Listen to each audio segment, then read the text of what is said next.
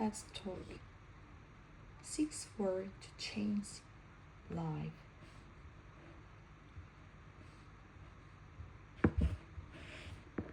Do you all remember a significant moment where your life changed?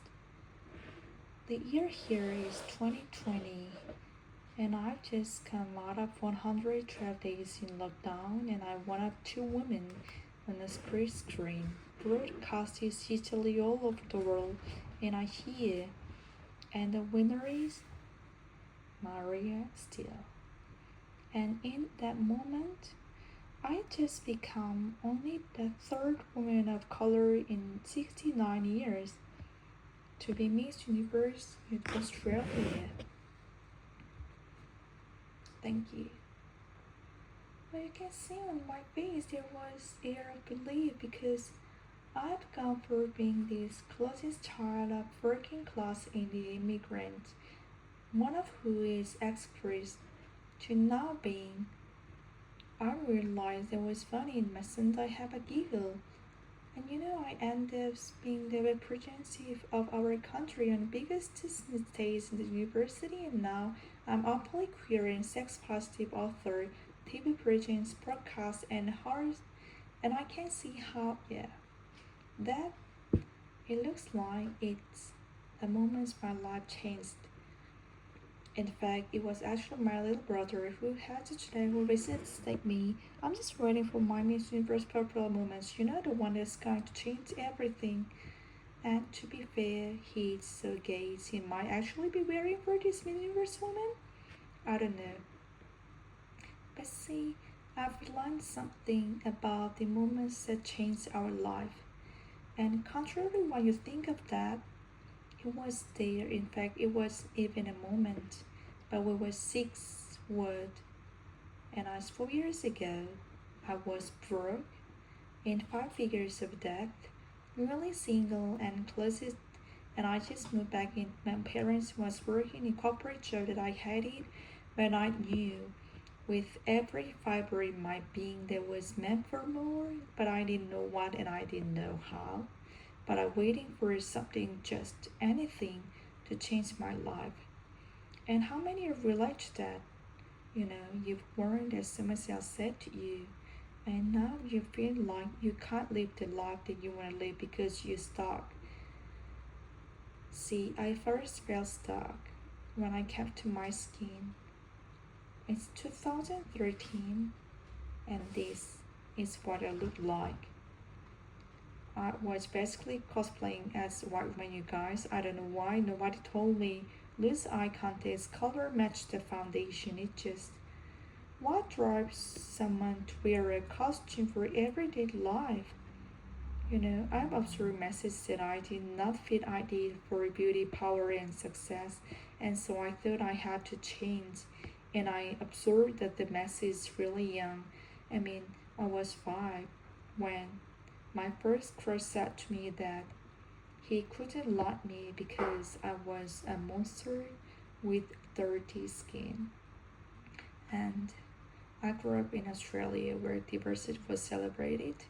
They didn't have representation for South Asian people like me, and racial abuse tolerated, so I woke up and scrubbed my knees were in a shower hoping the color would wash away because the little girl growing into 13 years old would use skin bleaching cream before she even used makeup. Same. I may look back on it and I think about how I thought it had changed my skin. Maybe I'd be good enough. And I did the same thing when I came to my sexuality too. And I'm going to be so really arrogant for a minute. What's it like to be the daughter of the next priest and try to tell your parents that you like to eat out, and I'm not talking about restaurants. Before I explain that joke to mom and dad lady, I grew up in a really culturally conservative beliefs context. So slow version.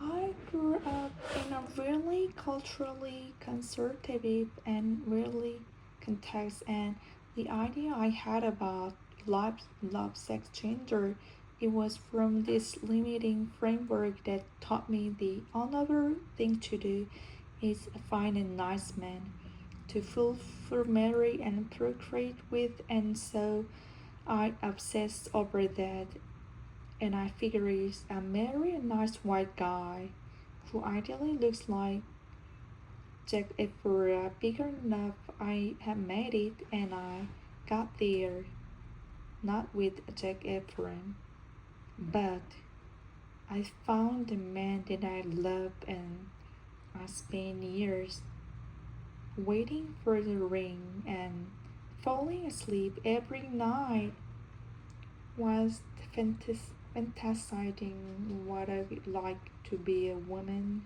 that but it stayed a fantasy because I thought I was powerless to change. And I did the same thing when it comes to my ambition. I after school did great in psychology.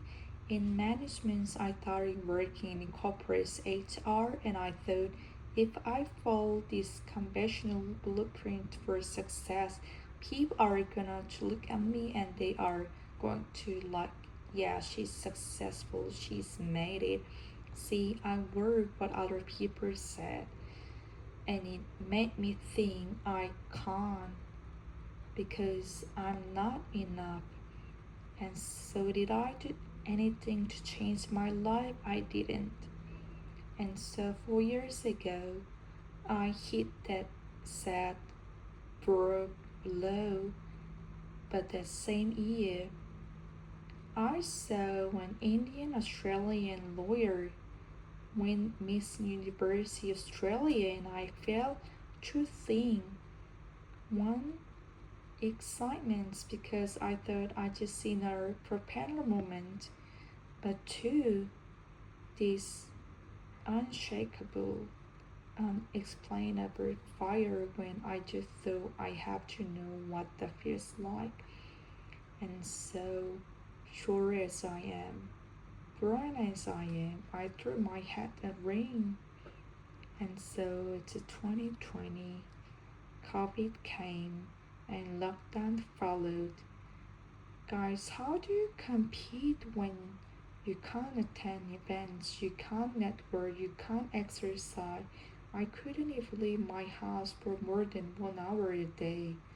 And at the time after the breakup, I moved back in with my mom and dad.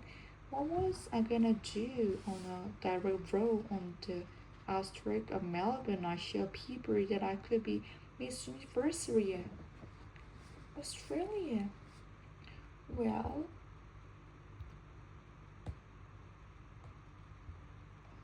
okay.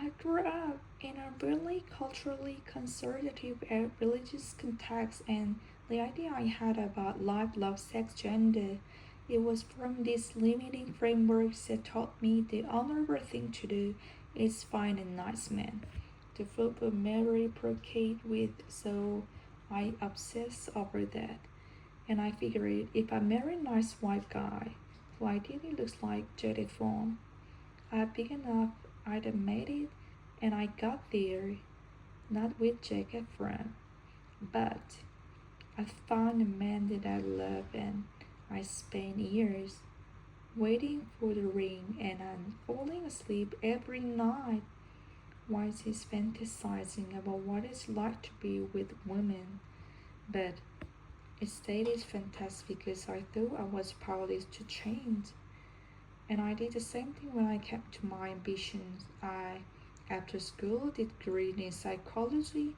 In management, I started working in corporate HR, and I thought if I follow these conventional blueprints for success, people are gonna look at me and they're gonna be, yeah, she's successful, she's made it. See, I worried that people said, and it made me think I can't because I'm not enough. And should I did anything to change my life? I didn't. And so 4 years ago, I hit that sad fork low.